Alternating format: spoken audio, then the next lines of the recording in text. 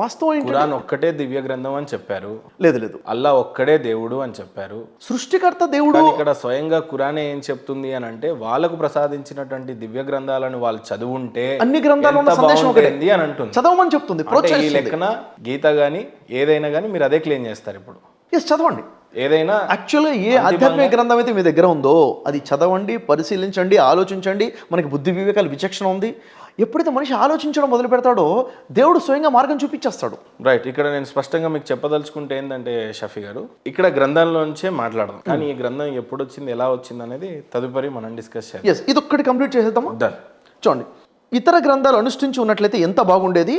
ఆ విధంగా చేసి ఉంటే వారి కొరకు ఆహారం పైనుండి వర్షించి ఉండేది. అంటే దేవుడు ఉపాధి ఇచ్చాడు, వర్షాలు కురిపించడం, కింద నుండి పొంగిపరలేదు. అంత పుష్కలంగా వాళ్ళకి అన్ని కలిసి వచ్చే విధంగా దేవుడు చేసేవాడు.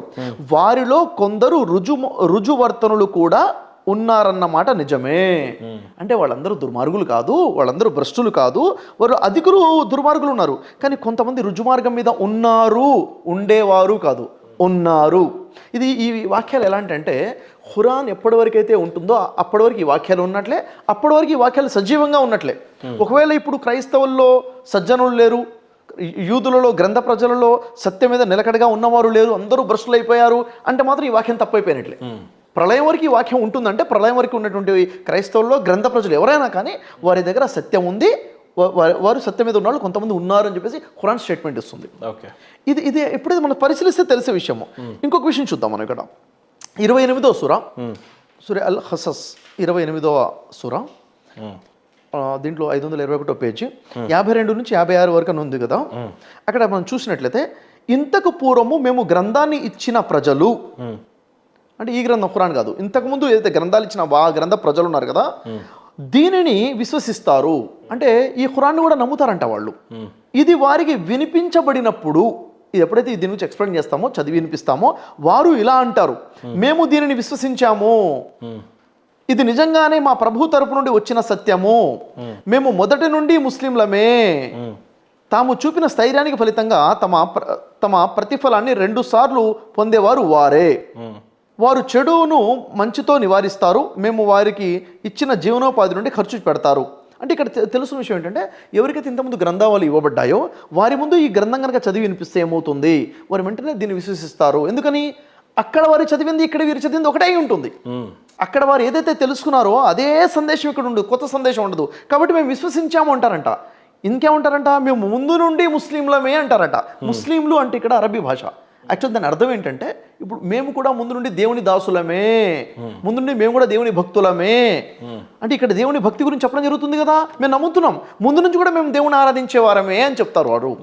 అంటే ఏమవుతుంది అంటే, ఖురాన్ స్వయంగా ఒప్పుకుంటుంది, గ్రంథ ప్రజలలో ముందు నుండే ముస్లింలు ఉన్నారు, ఈ ఖురాన్ని నమ్మక ముందు నుంచే ముస్లిమ్స్ ఉన్నారు, అంటే విశ్వాసులు ఉన్నారు అని చెప్పేసి స్టేట్మెంట్. ఇలా అనేక వాక్యాలు ఖురాన్లో ఉన్నాయి. చివరిగా ఒక వాక్యం చూద్దాం. 2వ అధ్యాయము 2వ సూర 62వ వాక్యం స్టార్టింగ్లోకి వచ్చేయండి, 12వ పేజ్.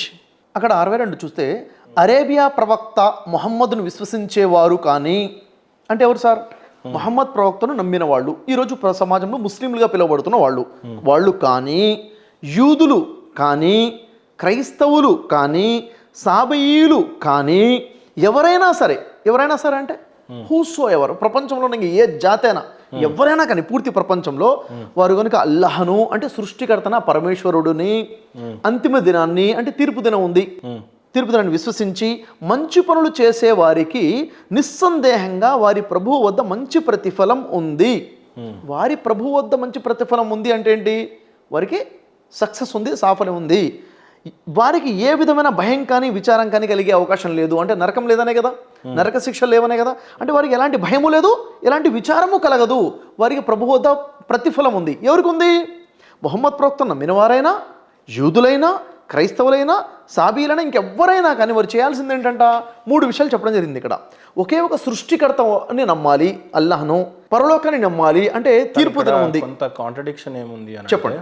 అరేబియా ప్రవక్త మొహమ్మద్ను విశ్వసించిన వారు కానీ, యూదులు కానీ, క్రైస్తవులు కానీ, సాబీయులు కానీ ఎవరైనా సరే అవును కేవలం అల్లానే అక్కడ ఉంది. అల్లాను అంతిమ దినాన విశ్వసించి మంచి పనులు చేసిన వారికి నిస్సందేహంగా వారి ప్రభు వద్ద మంచి ప్రతిఫలం ఉంది అని అంటారు. అంటే అల్లానే నమ్మాలి నమ్మాలి అని ఉంది. అంటే ఇక్కడ అయితే ఇప్పుడు మీరు ఒక విషయాన్ని చాలా క్లుప్తంగా ఒప్పుకుంటే మిగతా వాళ్ళకి చాలా కన్వీనియన్స్ గా ఉంటది. ఏంటంటారు? ఎటు తిరిగి వచ్చి అల్లానే దేవుడు అనడం, మొహమ్మద్ ప్రవక్త వారు చివరి ప్రవక్తే అయినా మీరు ఆయన్ని గౌరవించినా కూడా ఎటు చూసినా వాళ్ళు యెహోవాను నమ్ముతారు, మేము ఈశ్వరుడిని సర్వేశ్వరుడిని నమ్ముతాము, ఇక్కడ మీరు మాత్రం అల్లానే నమ్ము అని అంటున్నారు. సో ఇక్కడ అల్లాను నమ్మకపోతే ఎవరైనా సరే నరకానికి పోతారని కూడా అర్థం ఇది. సో అల్లా ఒక్కడే దేవుడు, అసలు దేవుడికి పేరు ఉంటే అది అల్లా అని మీరు విశ్వసిస్తున్నారు. కాదండి, యాక్చువల్గా ఏంటంటే ఇక్కడ చూడండి, లాజిక్ ఇక్కడే క్లారిటీ ఉంది. మహమ్మద్ ప్రవక్త నమ్మిన వాళ్ళైనా, యూదులు అయినా, క్రైస్తవులైనా, యూదులు అల్లా నమ్ముతారా? క్రైస్తవులు అల్లా నమ్ముతారా? ఏమనుంది చూడండి అక్కడ, ఎవరైనా సరే అల్లాను అంతిమ దినాన్ని విశ్వసించి మంచి పనులు చేసిన వారికి నిస్సందేహంగా వారి ప్రభు వద్ద మంచి ప్రతిఫలం ఉంది. అంటే కేవలం అల్లాను మాత్రమే విశ్వసించాలి వాళ్ళు, ఎవరైనా సరే. యాక్చువల్లీ ఏమైంది ఇక్కడ కాఫీర్లను అయితే లేదు. లేదు ఓకే చూడండి, ఇక్కడ విషయం ఏంటంటే మనం ఇప్పుడు తెలుగు అనువాదం చదువుతున్నాం కదా, అరబీ భాషలో ఉన్న అరబీ ఖురాన్ పక్కన ఉంది, దాన్ని తెలుగులో ట్రాన్స్లేషన్ చేయాలి. చేసేటప్పుడు ప్రతి పదాన్ని ట్రాన్స్లేషన్ చేయడం జరిగింది, కానీ ఇక్కడ ట్రాన్స్లేషన్ చేసే వ్యక్తి ఒక పదాన్ని ట్రాన్స్లేషన్ చేయలేదు. ఆ పదమే అల్లా. అల్లా అనేది అరబీ భాష. అరబీ భాషలో ఉన్నటువంటి పదాన్ని తెలుగులోకి ట్రాన్స్లేట్ చేయకుండా అరబీలో ఉన్న అల్లా అన్న పదాన్ని యాజ్ ఇట్ ఈజ్ తెలుగులో రాసేస్తారు. ట్రాన్స్లేషన్ చేసిన వ్యక్తి ఎవరైనా ఖురాన్ ఏ ట్రాన్స్లేటర్ అయినా కానీ దాదాపు ఇలాగే చేశారు. కానీ ముస్లిం సోదరులు ఎవరైనా ఒప్పుకుంటారా? ఇప్పుడు అల్లా అనే పేరుకి అర్థం ఏంటి? అల్లా అంటే అరబిక్లో దేవుణ్ణి, సేమ్ అగైన్ నా పాత కాంటెక్స్ట్ లోకి వెళ్ళాల్సి వస్తుంది. అల్లా అని అంటే మీ దేవుడా? చూడండి, అల్లా అంటే మీ దేవుడా? అల్లా అంటే మా దేవుడు కాదు. అరబ్బీలో అల్లాని పిలుస్తున్నారు, అందరికీ దేవుడు ఒకడే ఉన్నాడు, ఆయన అరబీలో అల్లా అంటున్నారు. అల్లా అనే దేవుడు ఇంకొకరికి కనిపించలేదు, ఇంతవరకు వినిపించలేదు. వినిపించాడేమో, అంటే త్రూ జిబ్రియల్ దూత త్రూ వినిపించి ఉండొచ్చు ఏమో. సరే సార్, ఇప్పుడు అల్లా దేవుడికి నామకరణం చేసిన మానవుడు ఎవరు? చూడండి సార్, ఇక్కడ ప్రవక్త వారు దేవుడికి అల్లా అనే పేరు నామకరణం చేశారా? మానవులు మీరంతా ఇస్లాం సోదరులంతా కలిసి దేవుడికి నామకరణం చేశారా?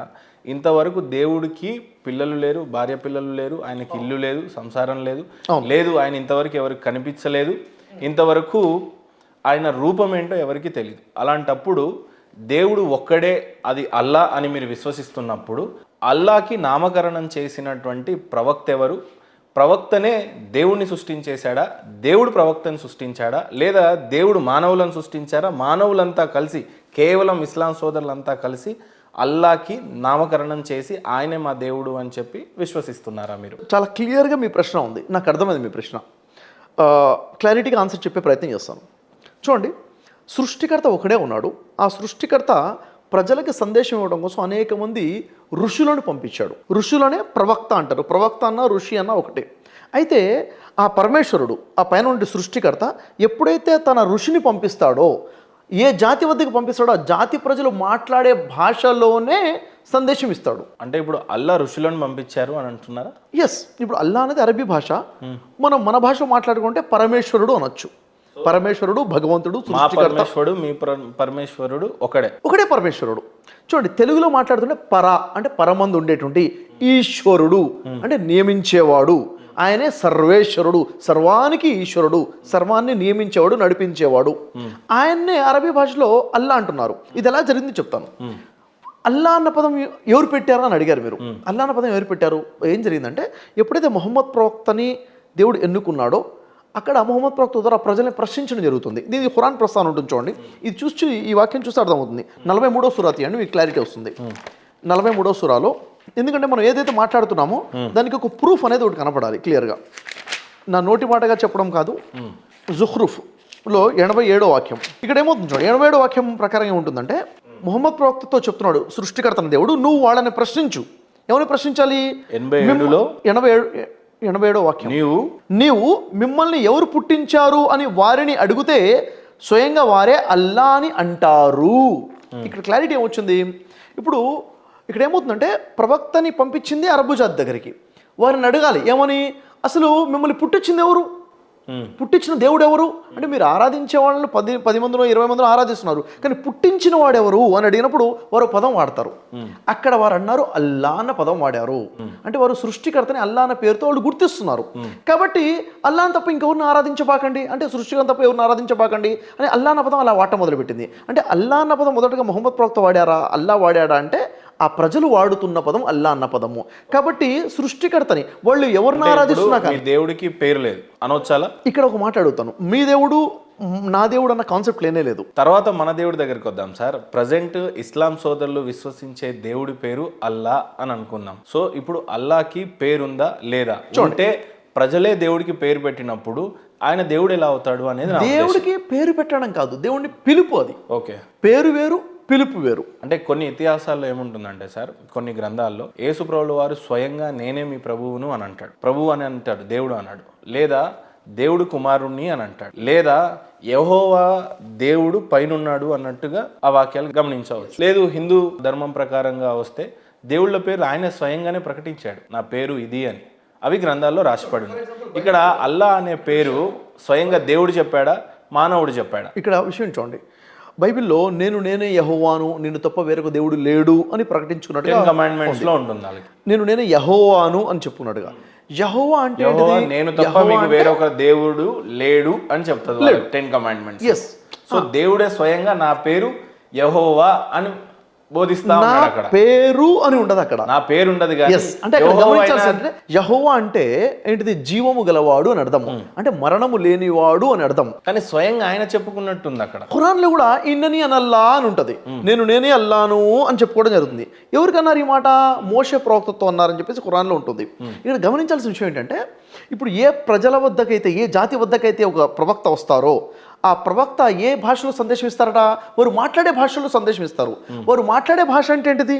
ఉదాహరణకి ఇప్పుడు ఇక్కడికి వచ్చాము, ఖురాన్ గనక ఇది మన తెలుగు రాష్ట్రాల్లో అవతరిస్తే, మొహమ్మద్ ప్రవక్త తెలుగు రాష్ట్రాల్లో వచ్చి ఉన్నట్లయితే ఇక్కడ ప్రజలు అడిగేవారు, ఈ భూమి ఆకాశాలను పుట్టించింది ఎవరు, మనందరినీ సృష్టించింది ఎవరని మీరు అనుకుంటున్నారు అన్నప్పుడు దేవుడు అని అంటారు. దేవుడు, అప్పుడు దేవుడు తప్ప ఇంకెవరిని ఆరాధించబాకండి అని చెప్పడం జరుగుతుంది. దేవుడికి పేరుంది ప్రతి సబ్జెక్ట్ లో, అది మీరు మర్చిపోలేదు. బైబుల్లో దేవుడు ప్రకారంగా యెహోవా ఉంది, ఇక్కడ ఈశ్వరుడు ఉన్నాడు, శ్రీకృష్ణుడు ఉన్నాడు.